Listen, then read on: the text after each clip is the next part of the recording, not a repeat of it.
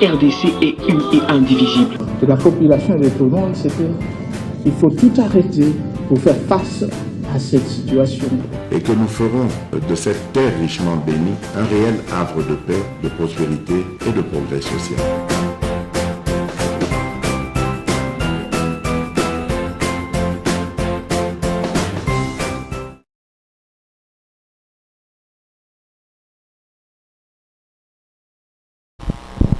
Merci. Boza Ebele, Bozolanda, MKBs officiels partout à travers le monde. Merci na bande konyonso, Bazolanda biso partout. Topesi bino mbote, bisika Bozolanda biso. Iloko tosengi na bino, bo partager ba émission na biso, bo like yango, bo commenter yango, parce que chaîne oyo ezai chaîne na bino. Merci na bande konyonso, Bozolanda biso awa. Na moine jitu bozolanda biso na katakokombe bozolanda biso na lodia bozolanda biso na lomela topesi bino merci bo continuer ko s'abonner na chaîne na biso bokozala jamais déçu parce que MKBs officiel ezali chaîne oyo tozo bunda mingi pona kopesa bino information ezoleka na mboka na bino. Alors biso pe de toujours tango bozolanda biso tango bozali ko partager ba émission na biso, vous nous donnez la force de venir et vous informer chaque jour. Alors merci.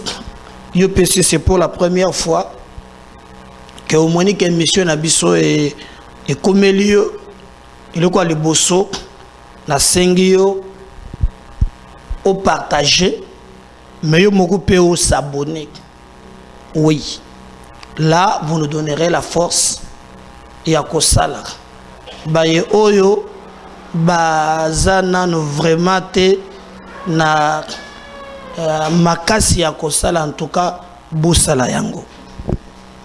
Bando konanga tokobeta lisolo tokobeta ezali lisolo mbutu ezana mboka lelo bokomona awa balobi ke ba porter plainte ya nini safu oya bika kikala ya risque atambola mbalo bakolimbisa ye te mbobi ke ye amesana soki asali makambo afukami abandi kolela ba mama bankunza ba mama catholique.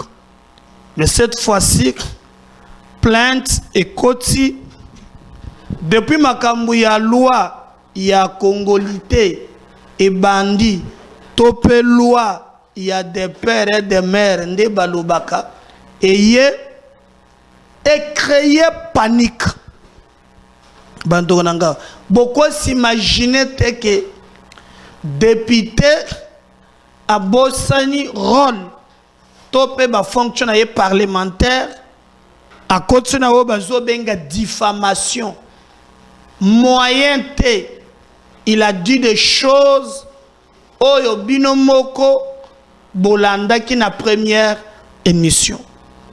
Alors bande komoko babimi bango balobaki bazali bande soki ya dynamique ya mai ndombe don côté ya Lingeti azali balobi bango bakoki jamais alors jamais kondima likambo wana ndenge bazali kosalela yango makambo ya Lingeti safwa koselie eza solote alors esengeli esuka na justice.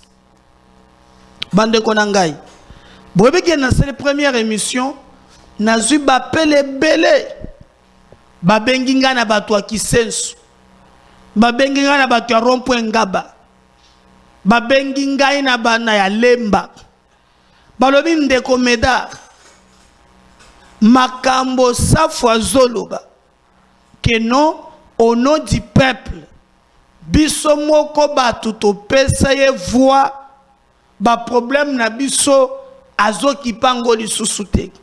Ce qu'on appelle vacances parlementaires Oba makambu mususu azo kipete. Mais tozo mona comment zo se déployer pour na kolobela makambu. Oya Monique ezana mutuya. Hein? O ezali ya loi Noël Tchani à Pesaki. Chose grave. Il va même dénigrer au Tchani. Moussala na na Banque mondiale abata makasi ma ya porte.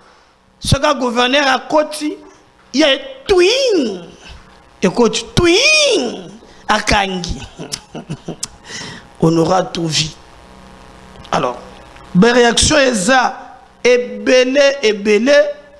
Toyo comme on a même,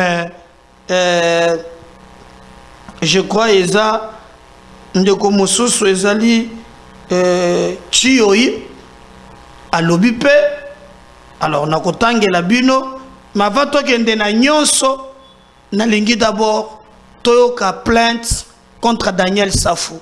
Et on va revenir juste après. Nous, notables et membres de la génération consciente de Maïndombe Jekoma en sigle, parlons au nom et pour le compte de la notabilité de cette grande province du Grand Bandundu. Prenons parole en ce jour pour condamner avec la plus forte énergie les propos débridés, insultants du député Daniel Saf. Ce monsieur, désormais, ne mérite plus les noms d'honorables. C'est permis de porter des injures et de la calomnie sur monsieur Gilles Alinguet Key, inspecteur général des finances, qui aujourd'hui fait la fierté de notre pays en les traitant d'étrangers non congolais et ayant un de ses deux parents sénégalais.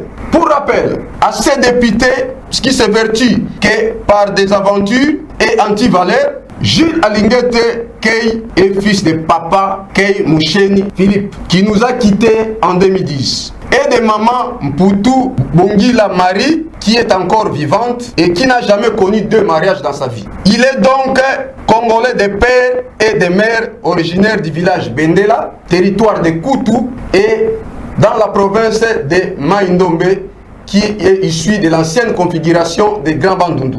Il est de la famille coutumière Moucheni du village Bendela. Ni était sa croyance chrétienne. Aujourd'hui, M. Gilles Alinguet serait l'un des chefs coutumiers de notre grande province. De ce qui précède, on comprend mieux que M. Safou Daniel, qui est en réalité mercenaire de certaines officines non congolaises, se trouve en mauvaise posture, lui et ses parrains, par le travail sage, avisé et patriotique que réalise M. Gilles Alinguet Key comme super flic financier, mais aussi chevalier d'honneur de la lutte contre la corruption initiée par le chef de l'État, son Excellence Félix Antoine Tshisekedi Tshilombo.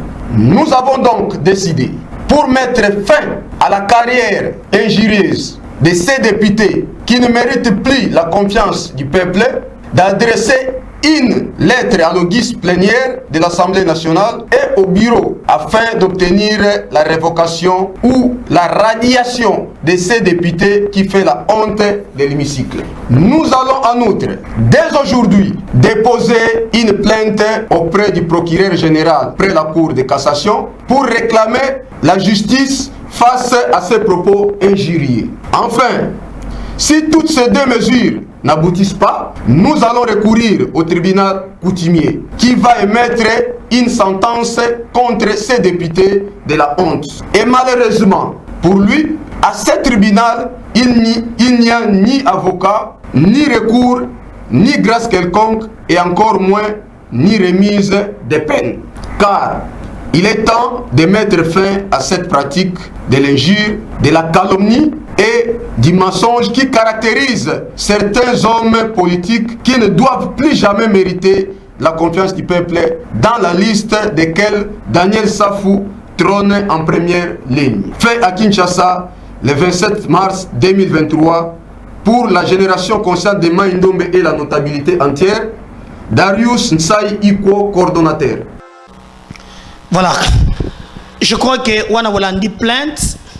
Alors tous la Safou a kokende kofuka malisuso kosenga pardon kobelela ba mama catholique tondengedi wana bande ko alingeti balobi ye aya kolakisa vraiment tata oyo abotisa mama Lingeti sénégalais pour na bande que vous avez suivi mama ya Lingeti aboyi likambo na lobi ya bota na sénégalais tek. Alors le la confession que pas besoin que yubi mon keita donc na comprendre likambo na te. Mais on va voir vraiment suite à événement. Alors si vous voyez très bien ça pouvait juste justifier Katumbi Azala président Ao. Comme Lingeti Aza 50, c'est qu'on peut faire. Alors, talaba raccourci nyonso abosani oya sangela sala lokola député. Bolanda qui point de presse basala qui le débat comme yao ça Noël Tchanya la kana kiti azana hôtel boyo azana double lit bino bozo soki na batoboité. Le problème n'est pas à ce niveau-là. Quand on pose un problème d'idée, vous êtes matérialiste. Onga nazana boime. Ce qui va tout ni pe le lenge ozela ka pe mbongo ango oko tout la tolo muyibi. Vous voyez? Donc c'est déjà problème un peu très compliqué. Mais est-ce que bango bazolo bake Katumbi aza 50%?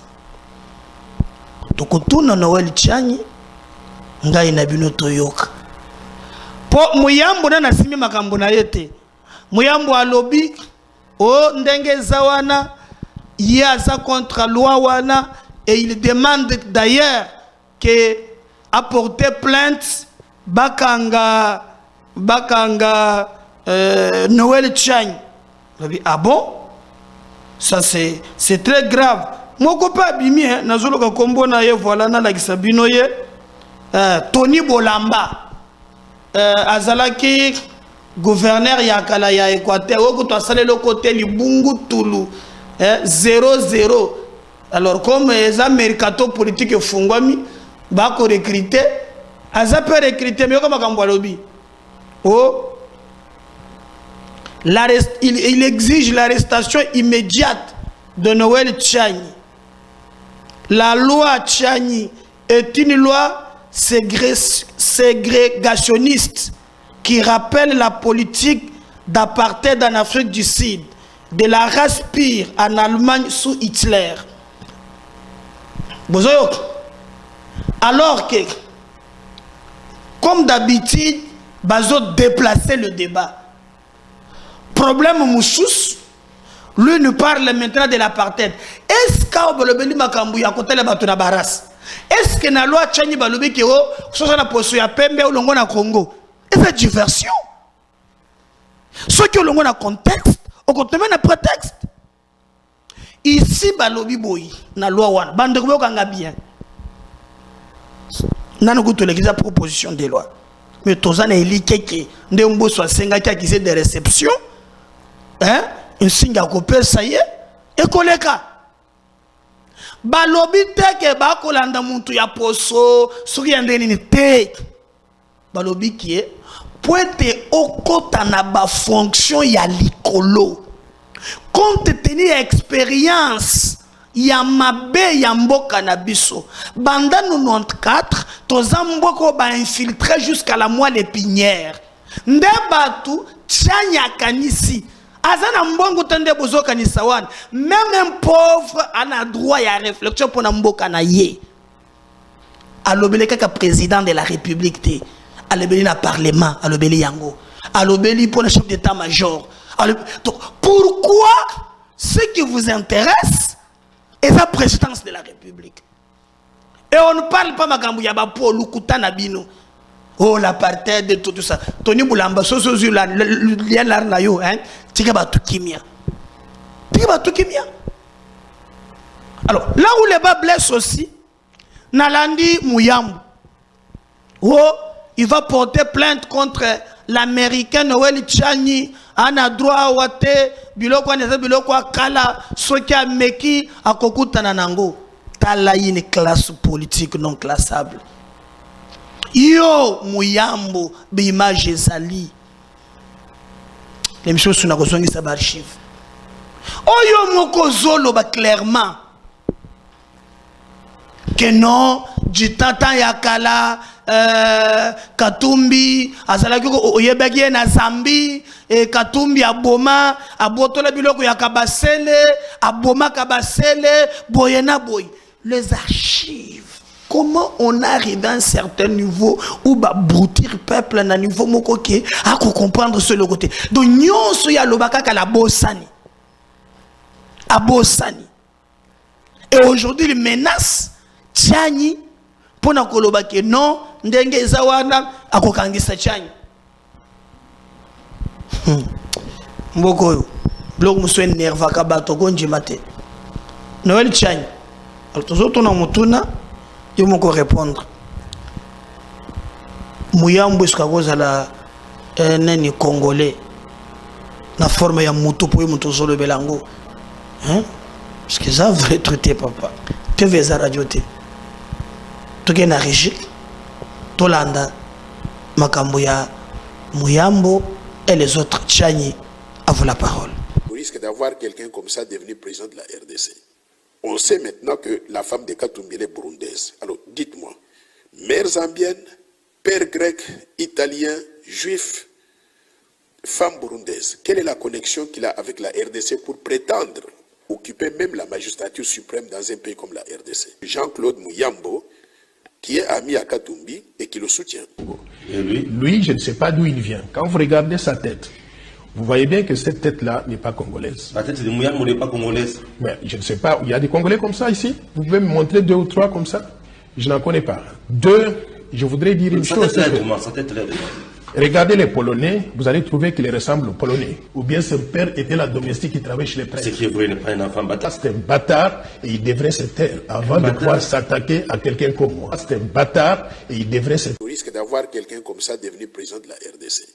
On sait maintenant que la femme de Katumbi est burundaise. Alors, dites-moi, mère zambienne, père grec, italien, juif, femme burundaise, quelle est la connexion qu'il a avec la RDC pour prétendre occuper même la magistrature suprême dans un pays comme la RDC? Jean-Claude Mouyambo, qui est ami à Katumbi et qui le soutient. Et lui, je ne sais pas d'où il vient. Quand vous regardez sa tête, vous voyez bien que cette tête-là n'est pas congolaise. La tête de Mouyambo n'est pas congolaise. Mais je ne sais pas, il y a des Congolais comme ça ici. Vous pouvez me montrer 2 ou 3 comme ça? Je n'en connais pas. 2, je voudrais dire une chose. Regardez les Polonais, vous allez trouver qu'ils ressemblent aux Polonais. Ou bien son père était la domestique qui travaillait chez les prêtres. C'est qui est vrai, il n'est pas un enfant bâtard. C'est un bâtard et il devrait se taire avant de pouvoir s'attaquer à quelqu'un comme moi. C'est un bâtard et il devrait se taire. Voilà. Mais le robot qui m'a nani qui Noël Chanya lobby hein. Bon talking de peuple c'est pas congolais mito ndengo na bazate attaché Noël pe to mo pensa hein ko direct tu soka bo obu moni wana na nini na émission wana bokolanda pe na émission musoso zo ya awo haye bisuzu yena na tambola na mona congolais mutu lokola ya Mouyambo. Waza mwana batari tiens peso asiliki pe yaka mabe asko bozo tumbola ke bozo finga kaye na landi point de presse moko oyo bazalaki Mukebai Francis Kalombo na Daniel Safu bozo tumbola ka tianyi bozo yebate na émission moko boya kata c'est avec Jean-Pierre asilika l'émission est terminée l'émission non il de kusile ka l'émission est terminée et c'est la peine d'engewana. Donc, agitation et commis makasi. Gouvernement est bimi bandeko. Mais, j'ai été étonné. Yakoyoka Safu s'en prendre non seulement na Noël Tiani, non seulement na Lingeti Kakomi sénégalais, mais aussi il a tiré à boulet rouge sur Peter Kazadi. Honorable. L'honorabilité, Tozoyo Kayangote. Mais l'ongila lobaki oh soki melaki nini whisky soki chrome soki ndeni batu ba melaka nde bayebaka wazi whisky chrome soki na drogue na bangi na je crois pas que mutako Yoko melende ngwano tambola. Hein? Wa bendi yango. Nde le bisage makambwana. Lokota, je crois pas. Ndako melende ngwana te. Bile bo melaka. Est-ce que motoko me atele malikolo? Je sais pas dos zango hein. Mais bato melaka nde bakolo balikambwana. Il a tiré boulet rouge sur Peter Kazadi. Peter à peine que tu na bandi ata Moussalate. L'IDPS, c'est là, comme je suis vu Francis, avocat, Ndé Alobaka, oh, les Kassaïens, donc, les débats toujours biaisés. Les débats, ils ont moussous, bon, ils ont moussous. Ba Kassaïens, ba yoko salé na likambouane. Nati na likambouane, ba yoko salé les Cambouane. Les Kassaïens, le ceci, les boys, non. Débat ezali, débat ya, tianina ba mususu. Le tomoni le susu. Oya la mouki, abandi makambu na ye, koloba n'importe quoi. Il s'attaque Peter Kazadi, ministre de l'Intérieur. Il s'attaque sur l'IDPS. Balobé ça trouble a fait ya qui député. Et tu le combien de mois? Tout ça na mois d'avril. Donc dans quelques mois kakati. Donc dans 8 mois, Bayo, il y a un seul hémicycle. Et puis, ce qui m'étonne, si vous avez un bon wango, si vous avez un mayele, vous avez un kabasi. Ça, je donne un conseil à papa. Même à table, il y a un bangouao. Vous vendez la moitié na yo, vous avez l'autre côté. Hein? Vous avez un commanaye, moi, je vais soutenir yo. Mogolari monani okomo soko ba pembe boko taka ba restaurant zamba ko sepelaka na binote skolia baka matata mbo ole ba zo trouble bozo atambongo bozo gagner muke botonga kate olo sko mo mestani orbana basi wanu moni bazandenge wana baba tuté 500 300 200. Alors, nous tout le monde a vu solo Mogoloan. Abunda si ça n'a y a pas. Taka que ce qui kindo qui soit nini. Oh abengi fimo ya kanan. Habito ce qu'on va faire ça fio ya ba makam. Aya na bakamata na 4. Oh yes ko lingala sakata. Ala na ça na restaurant sko. Amenez Bavaria. Mogwa taliwana wo whisky wana combien bato na bo whisky mais direct bache bo $15 ah ce que ba onyos 4 ah ba sengena ya 15 60 sikoyo ya ko meka agité alors ce que comme ce que le bloc andengo nos a député mandé ko sila faute ya nan au lieu que biloba loba ba photo mo ko tama na internet ah ouais Simba mama mandé zaka 5 ans yo ka sika za éternel ndemo kanisaka c'est 5 ans quelques mois d'ailleurs tout ça na mois d'avril 8 mois tokoyeba na ba mususu awo tokozo na bango ba dendo na coin moko azalaka député alia Kamundele na avenue du stade na publié soit kaya même chez Zobim au comité député au gozo mayelete tout ça na bino na moi doutao pour ndenge susu attaquer Peter Kazadi asalieni honorable TV za radio te on suit il y a Peter Kazadi dans le ministère intérieur tout ça na posa ya yo lokola opposant parce que lobby c'est un ministère où quand on opposant mingi moi j'aime parler non mais il est le ministre, il est le nouveau VPM et intérieur bon celui-là peut-être il est venu pour des salles hein? Dans ces registres-là, je crois qu'il n'y aura personne. Parce que bis après, les Nazaboué, on a déjà prisonnier. Les Nazaboué, on a déjà koufi pour le Congo et que na simaliwa na ngai ba telemi. To koti na phase de na ki bino ba chala. Mais il y a un juriste à Yebiloi. C'est là na biso, ngape na za juriste. Daniel Safotu juriste. Je suis en 3e année graduée, je fais les droits à l'université de Kinshasa. Hein? qui sont enseignés par le professeur Ndomba, qui sont enseignés par Tassoki, qui sont enseignés par tous ces grands, n'est-ce pas, qui maîtrisent les droits. Donc, Daniel Safou, c'est aussi un juriste. Il y a un moment où il y a une infraction à droit commun. Tu comprends que ce n'est pas les Daniel Safou d'hier, les Daniel Safou d'aujourd'hui. Il n'est pas seulement journaliste, il n'est pas seulement philosophe, il n'est pas seulement écrivain, il est aussi juriste. Donc, je maîtrise le droit jusqu'à preuve du contraire dans sa généralité. Bientôt là, nous allons nager dans les spécificités. Donc, tant que nous présence et Peter Kazadi na ministère intérieur. Gouvernement Oyo, et aussi la apologie, il y a crise. Gouvernement Oyo, quand vous parlez de Peter Kazadi, j'ai du mal à parler des individus, mais à Ossa, il a quelles compétences pour piloter ces ministères? Ce sont des nominations familiales, amicales, surtout familiales. Peter Nani Kazadi. Kazadi, Chibango, Mwamba, Mukendi. En plein 21e siècle, il y a le tribalisme vis-à-vis. Il y a Kassaïen, il y a Kotisu Kassaïen, c'est ridicule. Le Congo doit devenir une nation. Aujourd'hui, le Congo devient un pays tribal. Pour tombola, le Koumou, il y a papa Marcel Yaou. Oh, déjà, tous les gens qui ont dénoncé des personnes. Basali moi lingomba moko basangani otobenga kana lokota valancé la coterie tribale. L'expression venue de Marcel Yaou, paix à son âme.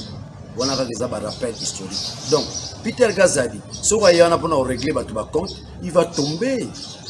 Il va tomber dans les principes, n'est-ce pas, des droits de l'homme. À Osimba touche.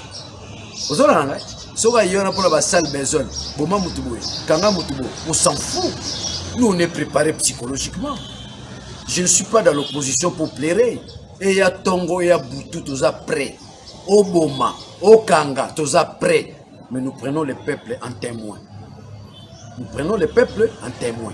Donc, mon nom est Daniel Safou, aux alliés de Thomas Sankara, aux alliés de Fubuki Mbango, aux alliés des grands esprits supérieurs. Nando Banga Peter Kazadi. Na mon arabe azuya ya mo batie ministre na compte ta famille. Et puis ça ne relève pas de la beauté même. Il y a nomination. De communauté, ministère intérieur na Congo et comme il poste à Baluba. Ce qui Peter Kazadi dans Longwa batie Chibango. Je ne suis pas contre mes frères Luba, mais la démarche d'ordre tribal. Et ça qui est au côté. Et nous allons continuer à dénoncer cela. Ne bande la pouvoir, on est au talent à Bissoye. Mais dans le moment où tu as commis, nous devons les dénoncer. C'est un comportement regrettable. Et ça, pour Félix. Tu bundi ensemble. Bantivalero te dénonçaki. Une fois au pouvoir, nous étions convaincus car au sein de la valeur. Mais il est dans les antivaleurs. Il est dans les mimétismes. Tout ce que Kabila a fait, il y a ça. Regardez le gouvernement Kabila. Vous trouvez des Katangais partout. Banque Katangais, ministre intérieur Katangais, premier ministre. Tout c'était ça. Mais alors, qu'est-ce que nous voulons améliorer aujourd'hui? Donc, tout ça qu'on a fait, tout ça le la raga, mandé sila nango, pas manango se sili nango. Et là, on a aussi un gana bana mboka, bolonga na kobanga. Beaucoup dans la dimension de leader na bino. Ça faut Bouchemouli, c'est un leader. Tant on moni toujours se sacrifier, et ça pour abissoter pour l'avenir du Congo. Pour un Congo nation, pour un Congo État, pas pour un Congo tribal. Voilà, je crois que Wana Bolandi, t'as la manipulation aux classes politiques comme yango. Bazui ba mama moko ba mikolo ya batu na moi nsingi lungwa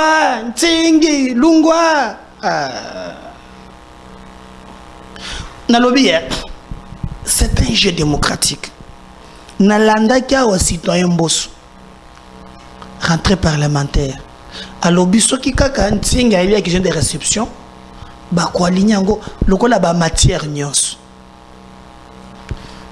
Vous avez déjà fait le lobbying. Posez la question et il y a un parlement. Bah, tu vas ça la débat. Parce que manipulation, lorsqu'on nous attaque, lorsque le pays est agressé, nous na monaté, place ya katumina batunaye, ba s'organiser. Marche ya souka tomoni awa na Kinshasa, eza oyo, ba salaki ensemble, Eliezer le bureau kagame muntu asalisaki yango. Oh, bon, mon aki a Eliezer ntambo le bureau kagame muntu asalisaki yango. Mais pour nous défendre individu, on prend ba maman wana bana ba pasi na bango, muntu okipe bango azalakate, on les manipule pour na babilo komoko ozo sentir que ça pire manipulation. Ba mwana bazana problème nini? Nsingi lungwa nous les leçons de chopo kaka mwandambu ya batu bosangani wana nde chopo yango wana tobo il y a des pères et des mères kaka ndenge citoyen boso alobaki toko débattre loi wana oya za congolais akobisa JTT loi ya entre biso ba congolais toko défendre mboka na biso ça sert à rien ya ko s'agiter koluka lolenge nini ya kubanda ko brutaliser batu te tokende na maponami mais tokoki kolinga te mutu moko aya ko samakambu to asa non on veut voir tout le monde nyonso sur terrain sur terrain le kuta eleki c'est maman là qu'est-ce qu'ils ont fait est-ce que bébé ata makambu bazo sala na moko wana pe koka biso les personnes vivant avec handicap il faut au contraire que l'État ngamona kabatona baza mayele différence entre biso na bango ezate l'handicap c'est d'abord na mutu mais il y a des gens qui travaillent au besoin d'ailleurs il y a même ministère pour ça na ko même ministre na bango asa peine ba innovation. Oh, y a non, nous les personnes vivant avec handicap, toboilo wana papa, lobaka na kombo na yo. Au consultat nan, où on t'a dit, biloko yo. Babsinga sayo a changé, ndena yoki. Oh, sayo komi tisse que dit de dire pire. On s'en va ndenge na bino. Tokende na chopo. Bota la comment bazali ko manipuler ba mama oyo nsingi ya batu afandi ko tosoki na matanga ya papa na ye nzoka kuna bazali ko sala ba théâtre TV za radio te on suit ça, on va revenir juste après.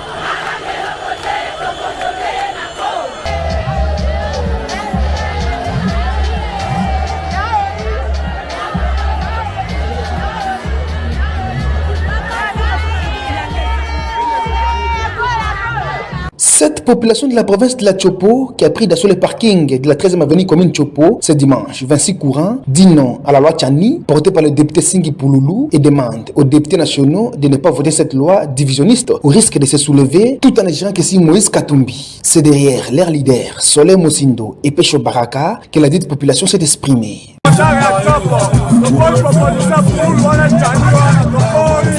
Bandika handicapé nyonso ya chopo balobi mpona loi ya Tchani balingi yango te. Pululu pardon na makambo na yo. Makambo wana tolingi yango te. Koma na makambo na yo loi Tchani. Tango azalaki gouverneur, bozalaki wapi mpona baloi na bino?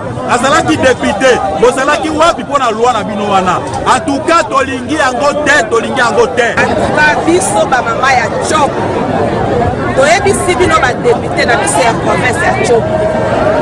Na ba député na biso ya Grande Orientale. Biso ba mama ya chopo toza déterminé. Toza na kanda makasi makambo ya loi Tchani. Vraiment likambo ya loi Tchani eleka te ba voter yango te. Toboy tina so.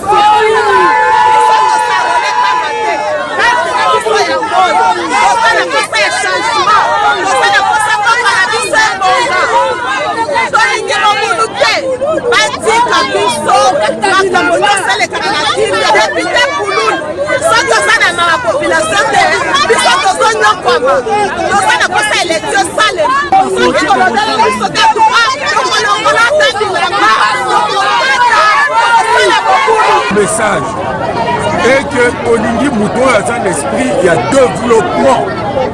Olingi a destructeur. Olingi Mouton a qui peut apporter un plus.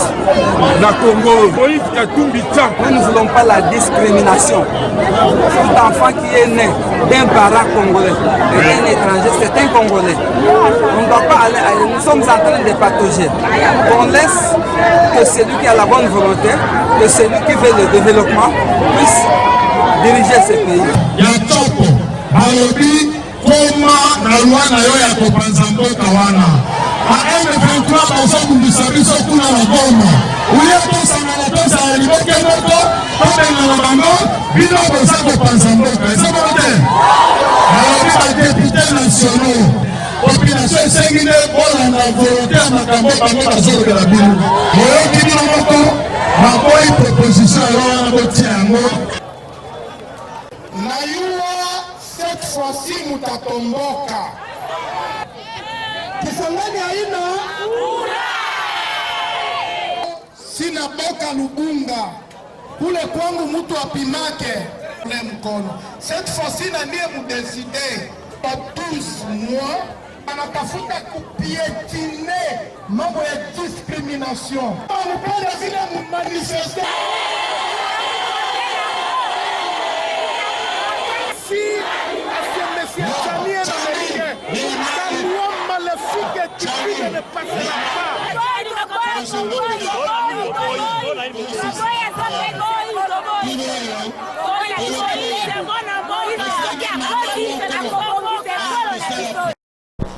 Alors, je crois que wana bolandi comment bazo sala ba mama ya bato na chopo kaka pona makambo itali loi des pères et des mères. Noël Tchani na peso merci hein. Ngai tu peux compter sur moi. N'oubliez pas de vous abonner, je reviens tout à l'heure dans le numéro Moussous. Bye.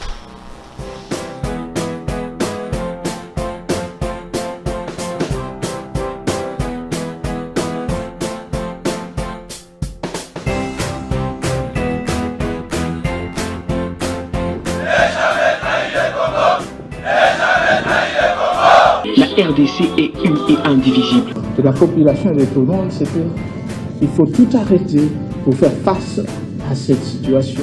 Et que nous ferons de cette terre richement bénie un réel havre de paix, de prospérité et de progrès social.